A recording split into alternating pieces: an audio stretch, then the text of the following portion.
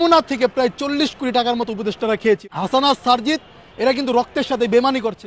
শুধু শুনে 1000 কোটি টাকা ফান্ড, শুধু শুনে এত কোটি টাকা ফান্ড, কোথায় এগুলা?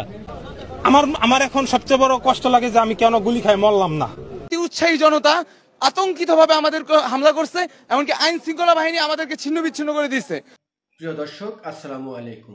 আপনারা যেখান থেকে দেখছেন প্রত্যেককে শুভেচ্ছা অভিনন্দন। দর্শক, আপনারা দেখছেন ইউটিউব চ্যানেল খবর টিভি। প্রিয় দর্শক, ভাগ বাটোয়ারা না পেয়ে এখন সব গোমর ফাঁস করে দিচ্ছেন বৈষম্য বিরোধী ছাত্র আন্দোলনের বিভিন্ন ছাত্র নেতারা। তারা বলছেন নাহিদ, আসিফ, সার্জিস, হাসনাতরা কোটি কোটি টাকা দেশের লুটপাট করে নিয়ে যাচ্ছে। তার মানে হচ্ছে 24-এ যে আন্দোলনটি হয়েছিল সেই আন্দোলনটি জামায়াত শিবির ও স্বাধীনতা বিরোধীর চক্ররা এই আন্দোলনটি করেছিল। এই আন্দোলন শেষে সাধারণ যে সমস্ত শিক্ষার্থীরা ছিল তাদেরকে এখন ফিয়ামানিল্লাহ করে দিয়েছে। ফলে তারা কোনো সুযোগ সুবিধা এখন পাচ্ছে না, যে কারণেই এখন প্রতিনিয়ত সোশ্যাল মিডিয়ায় তারা ক্ষুব্ধ প্রতিক্রিয়া ব্যক্ত করছেন। অন্যদিকে সমন্বয়কদেরকে যেখানেই পাচ্ছে সেখানেই গণদুলাই দিচ্ছে। তার মানে হচ্ছে বাংলাদেশের সাধারণ মানুষ এখন সমন্বয়ক শব্দটি আর শুনতে চায় না। সমন্বয়কদের কোনো কর্তৃত্ব বাংলাদেশে মেনে নিতে চায় না। এছাড়াও ঢাকা বিশ্ববিদ্যালয়ের স্টুডেন্টরা তারা ট্রাফিক নিয়ন্ত্রণের নামে এখন চাঁদাবাজি করছেন। অপরদিকে এই 24-এ আহত নিহতদের পরিবারদেরকে স্বাবলম্বী করার জন্য, তাদেরকে ভালোভাবে রাখার জন্য ইউনূস সরকার দেশের বাইরে থেকে 100 কোটি টাকা এনেছেন বলে যেই কথা বলেছেন, সেই টাকা এখন কোথায়? সেই টাকা নিয়ে চলছে এখন তুমুল হইচই। কেন এই টাকা আহত নিহতের পরিবারেরা পাচ্ছে না? কেন আহতরা চিকিৎসার জন্য এই টাকা পাচ্ছে না? এখন এই টাকা কোথায় গেল? এই টাকা কি সার্জিস, হাসনাতদের গাড়ির তলি চলে গেল? এ নিয়েও উঠেছে অনেক আলোচনা। দর্শক, আপনারা যারা চ্যানেলে নতুন, চ্যানেলটি সাবস্ক্রাইব করে পাশের বেল বাটনটি চেপে দিয়ে পাশে থাকুন, যাতে করে প্রতিনিয়ত আপডেট সব খবরগুলো আপনারা পেতে পারেন। যমুনা থেকে প্রায় 40 কোটি টাকার মতো উপদেষ্টারা খেয়েছে। হাসানা সারজিৎ এরা কিন্তু রক্তের সাথে বেমানি করছে। সারজিৎ, হাসানা হচ্ছে এই আন্দোলনের একটা অংশ। তারা লড়াই সংগ্রাম করেছে, এই পর্যন্ত আমরা মেনে নেই। কিন্তু এখন আপনি দেখেন, ভিতরের খবর জানতে গেলে উপদেষ্টাদের যারা আছে, আসিফ, নাহিদের বাবা মিরপুরে আপনার অফিস দিয়েছে, সেখানে অনেক লেনদেন হচ্ছে, আসিফ অনেক টাকা কামাচ্ছে। এগুলো সত্যি কথা, এগুলো আপনি গা ঢাকা দিতে পারবেন না। সারজিৎ, হাসানাত আন্দোলনের সময়ই আপনারা দেখেছেন প্রধানমন্ত্রীর কার্যালয়ের যে উপদেষ্টারা আছে তাদের সাথে বসেছিলেন, বসে তাদের সাথে কথা বলেছেন, এবং তখন নেট ছিল না, গণমাধ্যমের কাছে তারা নিউজ দিয়েছিলেন যে এই আন্দোলন স্থগিত করা হলো, আমরা এই আন্দোলন সামনের দিকে আর আগাবো না। কিন্তু পরবর্তীতে আসিফ, নাহিদ এই আন্দোলনকে এক দফা পর্যন্ত নিয়ে গিয়েছিলেন, এবং এখন পর্যন্ত যারা নিহত এবং আহত হয়েছে এরা কিন্তু চিকিৎসা পায় নাই, এবং এখন পর্যন্ত এদের টাকা নিয়ে নয়-ছয় করা হচ্ছে। তাহলে যে ডক্টর ইউনূস 100 কোটি টাকা বাংলাদেশে আনলেন, এই টাকাগুলো কোথায় গেল? সারজিৎ, হাসানাতের গাড়ির পিছনে কি 100 কোটি টাকা খরচ হয়ে গেল, নাকি এই টাকাগুলো জুলাই বিপ্লবের অংশ তাদেরকে সহযোগিতা করা হলো? এই যে যারা সমন্বয়ক আছেন এদের বিরুদ্ধে অনেকে দিনের পর দিন আপনার জুলাই ফাউন্ডেশনে ঘুরছে, টাকা পাচ্ছে না ঠিকঠাক মতো। তো সেই জায়গাটা থেকে হাসানা সারজিৎ এরা কিন্তু রক্তের সাথে বেমানি করছে। গতকালকে দেখেছেন যে তারা কিংস পার্টির মতো একটা পার্টি খুলেছে। এখন তারা বলেছে যে আমরা এই যারা কাউন্সিলর আছে তাদেরকে নিয়ে পুনর্গঠন করবো বা দল গঠন করব। তো কাউন্সিলর কারা? বর্তমান আওয়ামী লীগের ফেসিবাদের আমলে যারা কাউন্সিলর ছিল তারা কারা? সব তো আওয়ামী লীগের লোকের জন্য ছিল।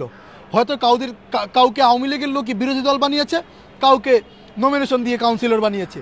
এদের দিয়ে এখন সারজিৎ, হাসানাত সাধারণ মানুষের রক্তের ওপর বেইমানি করে সাধারণ মানুষকে বিভ্রান্ত করছে, এবং কাউন্সিলরের মাধ্যমে শেখ হাসিনাকে বাংলাদেশে ফিরিয়ে আনার বন্দোবস্ত করছে। আমরা এটাই দেখতে পাচ্ছি। তাহলে হাসিনাকে সুন্দরভাবে ফিরিয়ে আনুক, আমরা সাধুবাদ জানাবো। হাসিনাকে ফিরিয়ে না আনে তারা কাউন্সিলরদেরকে দিয়ে পুনর্বাসন করার চেষ্টা করছে। এখন তারা, আপনারা দেখবেন, বিভিন্ন জায়গা থেকে টাকা এবং বিভিন্ন জায়গা থেকে আপনার যমুনা থেকে প্রায় 40 কোটি টাকার মতো উপদেষ্টারা খেয়েছে, এরকম একটা তথ্য পেয়েছি। এখন পর্যন্ত এর ভিত্তিটা জানতে পারি নাই, কিন্তু এই যে 40 কোটি টাকা যমুনা থেকে তারা পেল, এই টাকাটা কই থেকে আসলো, কেন নিল? এবং আপনারা দেখবেন যে দেশে আসিফ বলেছে আসিফের সাথে আমার ব্যক্তিগতভাবে খুব ভালো সম্পর্ক, তারপরও আসিফের বিরুদ্ধে এই কারণে বলছি যে যেন তিনি শুধরে নেন। আসিফ বলেছে যে ট্রাফিকের জন্য আমরা 1000 ছাত্রকে নিয়োগ করব, সারা বাংলাদেশে তাদের জন্য 500 টাকা করে প্রতিদিন বরাদ্দ করা হবে, তাদেরকে ট্রেনিং দেওয়া হচ্ছে। কোন রাস্তায় একজন ছাত্র আছে আমাদেরকে দেখান তো। ফেসবুকে পোস্ট করছে যে দেশের ব্যবসা বাণিজ্যের অবস্থা ভালো, আমাকে একটু দেখান যে কোন দোকানে ব্যবসা বাণিজ্য হচ্ছে। বহির্বিশ্বের সাথে কি সম্পর্ক আপনারা করেছেন? ফেসবুকে যে আপনারা ক্রিয়া নিয়ে বারবার লেখালেখি করতেছেন, ক্রিয়া মন্ত্রণালয়, এই মন্ত্রণালয়, দেশের মানুষ তো না খেয়ে মরতেছে ভাই। এই যে 4 মাস হয়ে গেল, 4 মাসে আপনারা দেখেন গুপ্ত হত্যা হচ্ছে। যারাই ভারত এবং আওয়ামী লীগের বিরুদ্ধে কথা বলছে এদেরকে মেরে ফেলা হচ্ছে। প্রত্যেকটা প্রাইভেট ইউনিভার্সিটি থেকে সমন্বয়ক বা যারা এই আন্দোলনের সংগঠক ছিলেন তাদেরকে মেরে ফেলা হচ্ছে। আমি তো মনে করি এর সাথে সম্পৃক্তভাবে আসিফ নজরুল এবং আসিফ ভাইদের সবগুলো জড়িত। আসিফ নজরুলকে একা দোষারোপ করছেন আপনারা। আরে ভাই, আসিফ নজরুলকে একা কি আপনার একটা নীতি নির্ধারক নাকি? আসিফ নজরুলকে একা মানে কোনো একটা বিষয় নিয়ে আলোচনা করে নাকি? এর সাথে কি উপদেষ্টারা মিলে নাই? আসিফ নজরুল যদি রয়ের থেকে 1 টাকা খায়, আসিফ নাই রয়ের থেকে 100 টাকা খায়। এরা রয়ের সাথে কাজ করছে, দেশের ভাবমূর্তি নষ্ট করছে। আগে তো আসিফ নজরুল ভারতের বিরুদ্ধে এত বড় বড় চাটাং চাটাং কথা বলতো, এখন উপদেষ্টা বসেছে, এখন তাদের মুখ দেওয়ার কোনো কথা আমরা শুনি না। এই যে গুপ্ত হত্যা হচ্ছে, 2 দিন পরে দেখবো আমি মারা গেছি, আমার আরেকজন ভাই মারা গেছে। মানুষ এখন বাংলাদেশে নিরাপদ না। শেখ হাসিনার আমলে যেভাবে গুম করা হতো, এখন এই আমলে হচ্ছে গুপ্ত হত্যা হচ্ছে। এদের বিরুদ্ধে কোনো ব্যবস্থা নেওয়া হচ্ছে না কেন? আজকে 4-5 দিন হয়ে গেল, অনেকে আহত, অনেকে নিহত। মুন্সিগঞ্জের একজন সংগঠক তার হাতে শিরা কেটে দিয়েছে। তো এইভাবে মুন্সিগঞ্জের যে সংগঠনের হাতে শিরাটা কেটে দিল, তো বাংলাদেশে কি ক্যামেরা নাই? কোন জায়গায় এই হত্যাগুলো হচ্ছে সেখানে কয়টা মোবাইল অ্যাক্টিভ ছিল? বাংলাদেশে কি টেকনোলজি বোবা নাকি ভাই? এই টেকনোলজিগুলো ইউজ করেন আপনারা ভাই, টাকা কামাচ্ছেন, আপনাদের পরবর্তী ধান্দা আমার বোঝা হয়ে গেছে। দেশের মানুষের জন্য সৎভাবে কাজ করেন ভাই। দেশের মানুষের জন্য কাজ করতে গিয়ে আমরা আজকে লাঞ্ছিত হচ্ছি। ব্যবসা বাণিজ্য সব কিছু ফালায় রেখে জুলাই আন্দোলনে যোগ দিয়েছি, অনেক কিছু হারাইছি, অনেক ভাইকে, অনেক বন্ধু বান্ধবকে আমরা হারাইছি। এর বিনিময় প্রকৃত যারা যোদ্ধা, যারা জুলাই আন্দোলনে নিহত হয়েছে, এদের পরিবার কিচ্ছু পায় নাই। এবং যারা আপনার আহত হয়েছে এবং যারা এই জুলাই বিপ্লবে অংশগ্রহণ করেছে, এদের দেখেন ভিক্ষা করে খাওয়া লাগতেছে। আর যারা এই আন্দোলনে সামান্য ভূমিকা টুমিকা রেখেছে, পরবর্তীতে সমন্বয়ক নামে বের হয়েছে, এরা দেখেন এখন কোটি কোটি টাকার গাড়িতে চলছে। তো আমার ভাইদের এই রক্তের বিনিময়ে যদি আবার ফেসিবাদকে, আওয়ামী লীগকে পুনর্বাসন করার চেষ্টা করেন, তাহলে দ্বিতীয় বিপ্লবের জন্য আমরা প্রস্তুত আছি। অনেক সমন্বয়করা আমাদের সাথে আপনার নিহত পরিবারদের কি অবস্থা? কে খোঁজ নিছে ওদের? আমার এখন সবচেয়ে বড় কষ্ট লাগে যে আমি কেন গুলি খাই মরলাম না। পেটের নারী বুড়ি বাইর করে ফেলাইছে। যদি আজকে আমি মরে যেতাম তাহলে হয়তো আজকে এই অবহেলার শিকারটা হইতাম না। শুধু শুনি 1000 কোটি টাকা ফান্ড, শুধু শুনি এত কোটি টাকা ফান্ড, কোথায় এগুলা? তাহলে এরা যে রাস্তায় কেন? সবাই বলে কি জানেন, দেশ সংস্কার করতে আছি, অনেক ব্যস্ত আছি। যারাই ফোন দিয়ে ভাই দেশ সংস্কার করতে আছি, তো অনেক ব্যস্ত আছি, তোমার বিষয়টা পরে দেখতেছি। আমাদের দীর্ঘস্থায়ী ভাবে অন্ধ রেখে বা হাত কেটে এটা দেখিয়ে মানুষের সিম্প্যাথি নিয়ে সারা জীবন রাজনীতি করতে চাই কি, এটাও আমাদের সন্দেহান। দায়িত্ব দেওয়া হয়েছে না, ওনাকে দায়িত্ব দেওয়া হয়েছে। আমি বুঝলাম উনি একজন মানুষ, 16 কোটি আমরা জনগণ, 18 কোটি আমরা জনগণ, এতগুলো উনি কিভাবে দেখবে আমি বুঝলাম ভাই। কিন্তু এটা তো ইম্পর্টেন্ট। আপনি সামান্যতম, আমি আপনাকে সাংবাদিক বা আপনাকে জিজ্ঞেস করি, গুলিটা আপনি খাইতেন, আপনার কাছে কেমন লাগতো তাহলে এখন? এই যে আপনারা যারা ভিডিও করতেছেন সাংবাদিক ভাইরা, গুলিটা আপনারা খাইতেন, আপনাদের কাছে কেমন লাগতো এখন? আপনারা ফুটেজ নেওয়ার জন্য গেছেন না, সাহস নিয়ে গেছেন না? তো তাহলে আপনারা গুলি খেলে আপনাদের কি অবস্থা হইতো? আপনাদেরও ঠিক এখানে আন্দোলনের লাইনে দাঁড়ায় থাকতে হইতো। ঠিক আজকে আহতদের যেভাবে আহতদের উপর হামলা করা হচ্ছে বা বিভিন্ন সমন্বয়কদের উপর হামলা করা হচ্ছে, যারা ছাত্র আন্দোলনের সাথে জড়িত ছিল তাদের উপর যে হামলা করা হচ্ছে, এই হামলাটা কেন করা হচ্ছে? এর পিছনে কারা? বা এর যে আমার উপর যে হামলাটা হয়, আমি এর নামে এর বিরুদ্ধে মামলা করি, অথচ মামলার আসামিরা ঘুরতেছে জামিনে ঘুরতেছে। এটা কি ফাইজলামি? চোখের সামনে দিয়ে ঘুরতেছে, অথচ আমার হাতের নিয়ে রাইকে আমার পেটে ঘুষাইছে। আমার এই পেটে আমার আইলিশ তুমি বাইর করে দিছে নারী বুড়ি এখান দিয়ে। সব দেখাইছি আমি ছবি, মেরেই ফেলেন। আমি আবার ছবি দেখাই। আমার এখন সবচেয়ে বড় কষ্ট লাগে যে আমি কেন গুলি খাই মরলাম না। আমার কষ্ট যে আমার কেন গুলি খাই মরলাম না। এই যে আমার আইলিশ তুমি দেখেন বাইর করে ফেলাইছে, পেটের নারী বুড়ি বাইর করে ফেলাইছে। যদি আজকে আমি মরে যেতাম তাহলে হয়তো আজকে এই অবহেলার শিকারটা হইতাম না। আজকে আমার কথা না, যারা যারা চোখে গুলি গেছে, যার পা কাটছে, যার এই হয়েছে, তারা এখানে রাস্তায় নেমে আসছে, তাদের সবার একই কথা, তারা কেন মরলো না? মরলে হয়তো এই অবহেলার শিকার হইতো না। ঠিক আমাদেরকে জাস্ট টিস্যু, এই যে বললো টিস্যু, টিস্যু হিসাবে জাস্ট আমরা ফেলা দেওয়া হচ্ছে।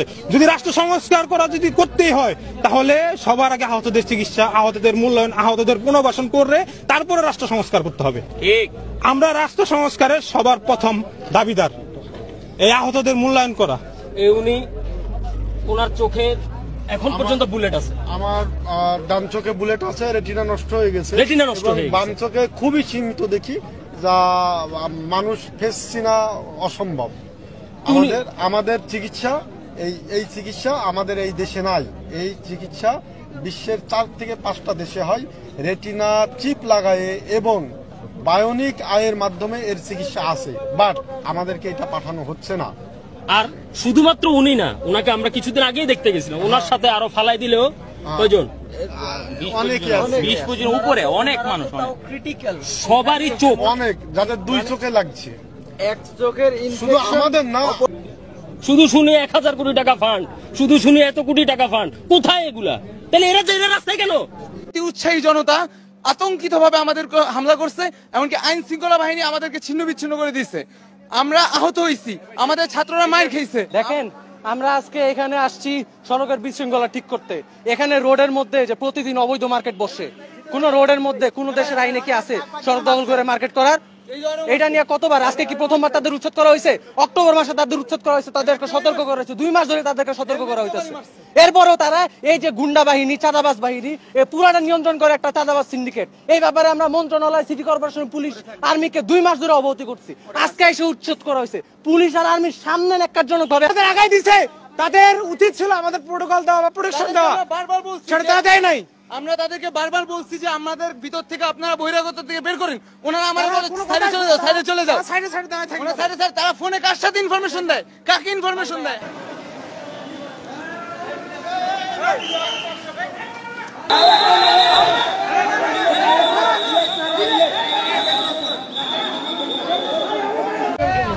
ভাই প্লিজ ক্যামেরাটা, না ক্যামেরা অফ করবে কেন?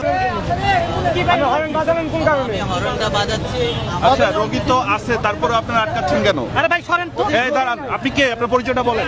আরে আপনার ভাই, পরিচয়টা বলেন।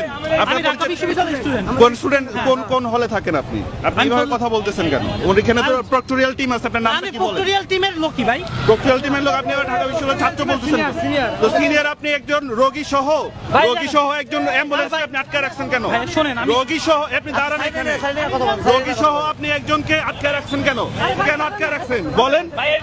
অ্যাম্বুলেন্সটা আপনি তো রোগী দেখতে যাচ্ছেন, এই করতে যাচ্ছেন, কেন যাচ্ছেন এটা বলেন তো? আপনার তো অ্যাম্বুলেন্স ছাড়ার কথা ছিল। ভাই অ্যাম্বুলেন্সটা আমরা অ্যাম্বুলেন্সটা আপনাদের- সারার জন্যই করছি। উনি ভাই একটু শুনে যান, কথা বলে যান, শুনে যান ভাই, আপনার পরিচয়টা বলে যান। ভাই প্লিজ ক্যামেরাটা, না ক্যামেরা অফ করবে কেন? ক্যামেরা অফ করবো কেন? আমি কি এখানে কি কোনো ইলিগাল কিছু করছেন যেটার জন্য যে ক্যামেরা অফ করতে হবে ভাই?